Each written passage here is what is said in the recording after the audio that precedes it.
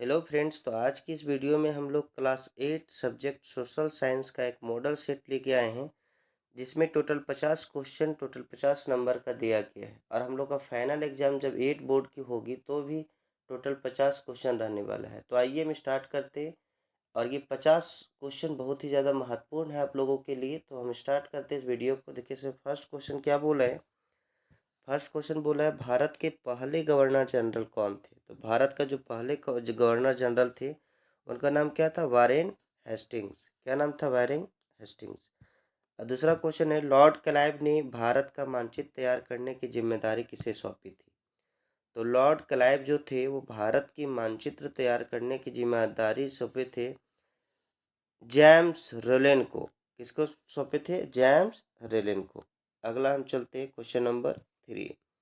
Question number 3 क्या बोला है, राज हड़प नीति किसने शुरू की थी।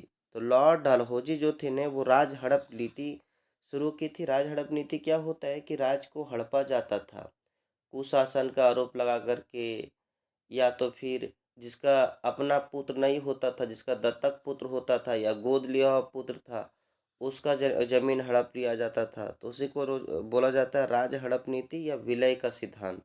ये किसने शुरू किया था, तो लॉर्ड डलहौजी ने शुरू किया था। अगला क्वेश्चन चलते हैं। इतिहास को सामान्यतः कितने कालखंडों में बांटा गया है। तो हम लोग जानते हैं इतिहास को सामान्यतः 3 कालखंडों में बांटा जाता है, या प्राचीन, मध्यकालीन या आधुनिक बोलिए, या तो हिंदू का इतिहास, मुस्लिम का इतिहास, अंग्रेजों का इतिहास बोलिए। 8वां क्लास में तो ये दिया गया है ना कि इतिहास को 3 कालखंडों में बांटा गया है। तो क्या हो जाएगा आंसर, डी नंबर। अगला हम लोग चलते हैं 5वां नंबर क्वेश्चन। फोर्ट विलियम किला किस शहर में बनाया गया था। तो ये फोर्ट विलियम किला जो था ना, ये कलकत्ता में था। कहाँ पे था, कलकत्ता में। पश्चिम बंगाल का जो कलकत्ता है ना, वहीं पे था फोर्ट विलियम का किला। टीपू सुल्तान कहाँ का शासक था। तो टीपू सुल्तान मैसूर का शासक था। कहाँ का, मैसूर। मैसूर का शासक था टीपू सुल्तान। अगला है क्वेश्चन नंबर 7। क्वेश्चन नंबर 7 क्या बोला है, भारत में अंग्रेजों द्वारा किस फसल की खेती किसानों से जबरन कराई जाती थी। तो भारत में अंग्रेजों द्वारा जो है ना, नील की खेती किसानों से जबरन करवाई जाती थी। किसान नील की खेती करना नहीं चाहते थे। क्यों नहीं करना चाहते थे, इससे जमीन खराब हो जाता था, बंजर हो जाता था, है कि नहीं। और किसानों को ज़्यादा इसमें मुनाफा नहीं होता था, किसानों को ज़्यादा मजदूरी नहीं देते थे, ज़बरदस्ती इसमें करवाते थे। इसीलिए जो है ना, किसान करना नहीं चाहते थे। तो क्या हो जाएगा, नील की खेती है। अगला चलते क्वेश्चन नंबर 8। कोल विद्रोह। कोल विद्रोह कब हुआ था। तो 1831 से 32 ईस्वी में कोल विद्रोह हुआ था। अगला है भारत की पहली कपड़ा सूती कपड़ा मिल कहाँ स्थापित किया गया था।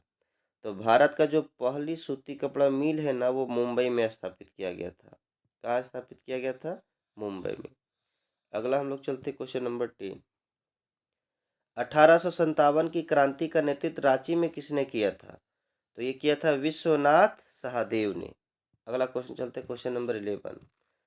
संथाल, मुंडा और उरांव किस राज्य की प्रमुख जनजाति है। तो ये झारखंड की प्रमुख जनजाति है। कहाँ की, झारखंड की। अगला है 1857 ईस्वी में विद्रोह का तत्कालीन कारण क्या था। देखिए 1857 के विद्रोह में कई कारण था। सामाजिक कारण, आर्थिक कारण, राजनीतिक कारण, धार्मिक कारण, बहुत सारे कारण था। लेकिन तत्कालीन कारण मतलब होता है कि जो घटना घटा और उसके बाद विद्रोह शुरू हो गया, उसे तत्कालीन कारण कहा जाता है। और ये था कारतूस वाला घटना। क्या था, कारतूस वाला घटना, जिसमें देखो चर्बी वाले कारतूस की अफवाह, ये जो था ना, यही तत्कालीन कारण था। और इसी की वजह से क्या हुआ था, लड़ाई शुरुआत हो गया था। मंगल पांडे ने 2 अंग्रेज अधिकारी को जब ये पता चला कि नहीं, सही में अफवाह नहीं है, ये सही में है, गाय और सुअर की चर्बी लगी रहती है, तो मंगल पांडे ने 2 अंग्रेज अधिकारियों को मार दिया था। जिसकी एवज में मंगल पांडे को भी फांसी दिया गया था। और वहीं से जो है ना, इस क्रांति का शुरुआत माना जाता है, विद्रोह का शुरुआत माना जाता है। ठीक। अगला है 13 नंबर क्वेश्चन। किस दस्तावेज को भारतीय शिक्षा का मेग्ना कार्टा कहा जाता है। भारतीय शिक्षा का मेग्ना कार्टा बोला जाता है वुड डिस्पैच। अगला क्वेश्चन चलते हैं हम लोग, क्वेश्चन नंबर 14। सती प्रथा को दूर करने का श्रेय किसको जाता है? सती प्रथा क्या था? सती प्रथा था, जैसे किसी का पति मर जाता था ना, उसके पत्नी को जबरदस्ती साथ में जला दिया जाता था। इस प्रथा प्रथा को सती प्रथा कहा जाता है। और ये सती प्रथा खत्म किसने किया था? लॉर्ड विलियम बेंटिंग ने। किसने किया था? लॉर्ड विलियम बेंटिंग ने। ऑप्शन नंबर कौन सा हो जाएगा? डी नंबर हो जाएगा। अगला चलते हैं क्वेश्चन नंबर 15। इनमें से कौन स्त्री पुरुषों की तुलना पुस्तक के प्रकाशन से संबंधित है? स्त्री पुरुष तुलना पुस्तक के प्रकाशन से संबंधित है। ये जो पुस्तक लिखे थे ताराबाई शिंदे। किसने? ताराबाई शिंदे ने। अगला चलते हैं हम लोग क्वेश्चन नंबर 16। हिंदू विधवा पुनर्विवाह अधिनियम किस वर्ष लागू किया गया? हिंदू विधवा पुनर्विवाह अधिनियम मतलब हिंदू जो होती है, जिसके पति मरने के बाद ये दोबारा शादी कर सकती है, ये अधिनियम कब लागू किया गया था? तो लागू किया गया था 1856 में। कब लागू किया गया था? 1856 में। अगला हम लोग चलते क्वेश्चन नंबर 17। आर्य समाज की स्थापना किसने की थी? तो आर्य समाज की जो स्थापना है ना, वो किया था दयानंद सरस्वती के द्वारा। किसके द्वारा किया गया था? दयानंद सरस्वती के द्वारा। अगला हम लोग चलते क्वेश्चन नंबर 18। बंगाल विभाजन के समय भारत का गवर्नर जनरल कौन था? तो बंगाल विभाजन के समय भारत के गवर्नर जनरल लॉर्ड कर्जन थे। कौन थे? Lord Curzon. निम्न में से किसे अगस्त क्रांति के नाम से जाना जाता है? अगस्त क्रांति। तो अगस्त क्रांति के नाम से भारत छोड़ो आंदोलन को जाना जाता है। किसे जाना जाता है? भारत छोड़ो आंदोलन को। झारखंड के कौन से हॉकी खिलाड़ी ने भारत को ओलंपिक, विश्व कप एवं एशियाई कप तीनों में से पदक दिलाने वाली टीम के सदस्य है? तो ये है माइकल किंडो। कौन है? माइकल किंडो। अगला चलते हैं 21। चंद्रमा के दक्षिणी ध्रुव पर पहुंचने वाला पहला देश कौन सा है? तो ये पहला देश है भारत। चंद्रयान अभी जैसे गया था ना, तो चंद्रयान भारत पहुंचाया दक्षिणी ध्रुव पे। कब? कौन? तो भारत। ठीक। अगला है 22। पवन चक्की किस प्रकार के संसाधन है? देखिए, पवन चक्की जो है ना, ये कभी नहीं खत्म होगा। जब तक हवा चलेगा तब तक पवन चक्की चलेगा। तो ये कौन सा संसाधन है? नवीकरणीय संसाधन, जो कभी खत्म नहीं, रिन्यूएबल रिसोर्स जिसको बोलते हैं। B number. ठीक है। अगला क्वेश्चन देखते हैं हम लोग, क्वेश्चन नंबर 23। कोयला किस प्रकार का संसाधन है? कोयला, देखिए कोयला लिमिटेड है, जिसको हम यूज करेंगे तो खत्म हो जाएगा, है कि नहीं? तो कोयला जो है ना, देखिए नवीकरणीय है। नवीकरणीय तो नहीं है। चक्रीय मतलब कोयला चक्कर लगा सकता है, तो ऐसा कोई बात नहीं। अजैव या जैव, तक कोयला जो है ना, एक तरह से जीव जंतु का अंश से बनता है। किससे बनता है? जीव जंतु के अंश से। तो उसको बोल सकते हैं कि ये फॉसिल्स फ्यूल है, क्योंकि पेड़ पौधा के अंश से बनता है। एक तरह से जैव संसाधन है। कैसा संसाधन है? जैव संसाधन है। अगला क्वेश्चन चलते हैं हम लोग, क्वेश्चन नंबर 20। क्या बोला है? जिस संसाधन का उपयोग किया जा रहा हो तथा उनकी मात्रा भी ज्ञात हो, वैसे संसाधन को क्या कहते हैं? देखो, जिसका उपयोग किया जा रहा हो, जिसका उपयोग किया जा रहा हो और जिसका मात्रा भी ज्ञात हो, तो उसे बोला जाता है संभाव्य संसाधन नहीं, वास्तविक संसाधन। क्या कहा जाता है? वास्तविक संसाधन। 24 के क्या हो जाएगा? B number. अगला हम लोग चलते हैं 25 पे। झारखंड में स्थित एकमात्र राष्ट्रीय उद्यान बेतला नेशनल पार्क किस जिला में स्थित है? तो बेतला नेशनल पार्क जो है ना, लातेहार जिला में स्थित है। कौन जिला में? लातेहार जिला। अगला हम लोग चलते हैं 26 नंबर क्वेश्चन। भारत के अंतरिक्ष एजेंसी इसरो द्वारा अभी हाल ही में कौन सी मिशन चंद्रमा पर सफलतापूर्वक चंद्रमा पर भेजा गया है? तो ये कौन सा मिशन था? तो ये था चंद्रयान 3। कौन था? चंद्रयान 3। अगला क्वेश्चन पे हम लोग चलते हैं, क्वेश्चन नंबर 27। पृथ्वी पर उपलब्ध कुल जल का कितना प्रतिशत पीने योग्य है? तो यहाँ पे पीने योग्य जो है ना, टोटल 2.7% है। कितना है? 2.7%। अगर जल के बारे में आया है तो समझिए, देखिए टोटल जल का 97.3% जो है ना ये समुद्र में है, और 27% जल जो है ना ये पीने वाला जल कहा जाता है। ये खराब जल होता है, पी नहीं सकते। ये 27% पीने वाला होता है। ये 3 जगह स्थित होता है, वो बर्फ के रूप में, नदी के रूप में और भूमिगत जल। इसमें देखिए बर्फ वाला जल भी हम लोग पी नहीं पाते, क्योंकि वो पिघलने के बाद नदी में चला जाता है। नदी वाला जल सीधा समुद्र में चला जाता है। नदी वाला जल भी पीने लायक नहीं रहा है। यहाँ पे केवल और केवल भूमिगत जल को पीते हैं। टोटल वो अगर कहा जाए तो 1% बचता है कि नहीं? तो अगला क्वेश्चन चलते हैं, क्वेश्चन नंबर 28। प्रधानमंत्री कौशल विकास योजना किससे संबंधित है?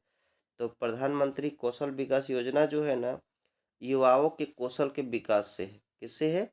युवाओं के कौशल के विकास से है। अगला है 29 नंबर। इनमें से कौन सी फसल सफेद सोना के नाम से जाना जाता है? तो सफेद सोना कपास को कहा जाता है, काला सोना पेट्रोलियम को कहा जाता है, और भूरा सोना मैग्नीज को कहा जाता है। ठीक है, अगला हम लोग चलते हैं, क्वेश्चन नंबर 13।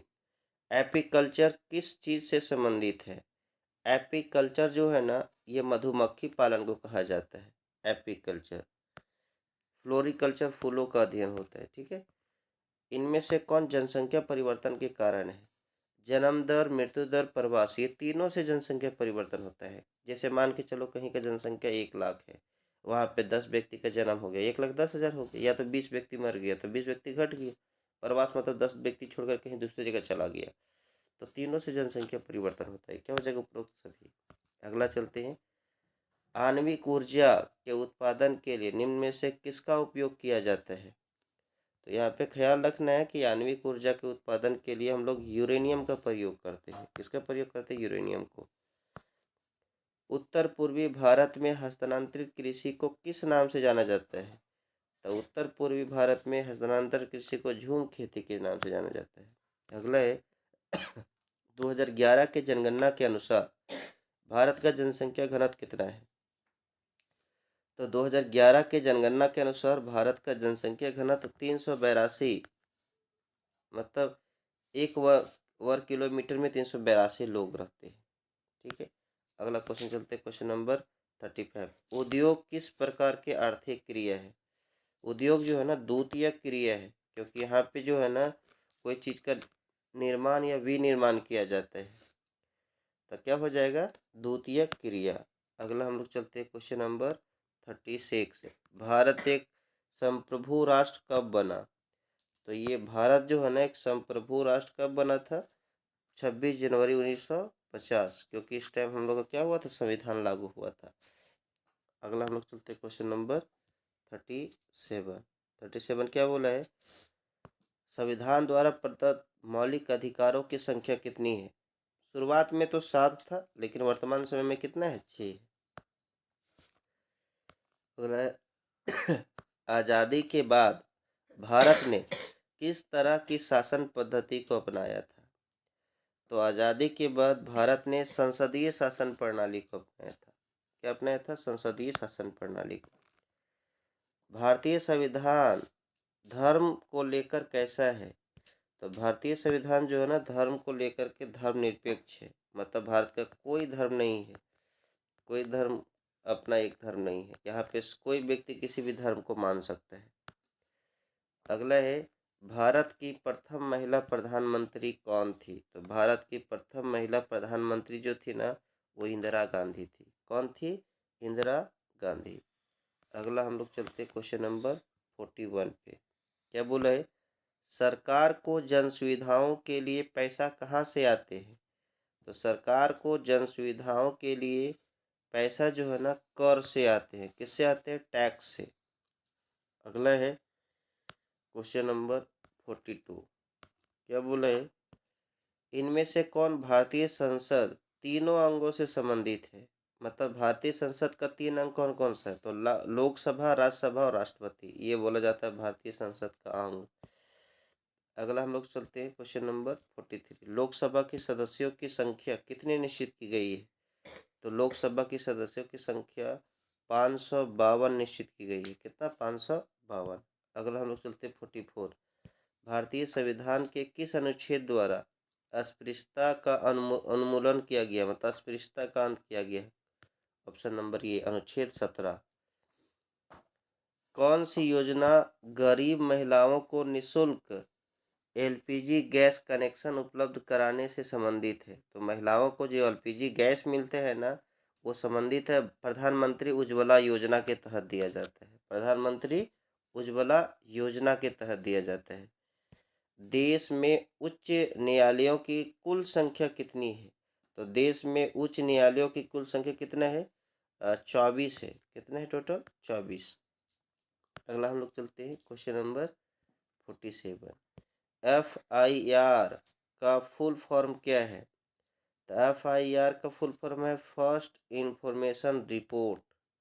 47 का क्या हो जाएगा? ये नंबर हो जाएगा।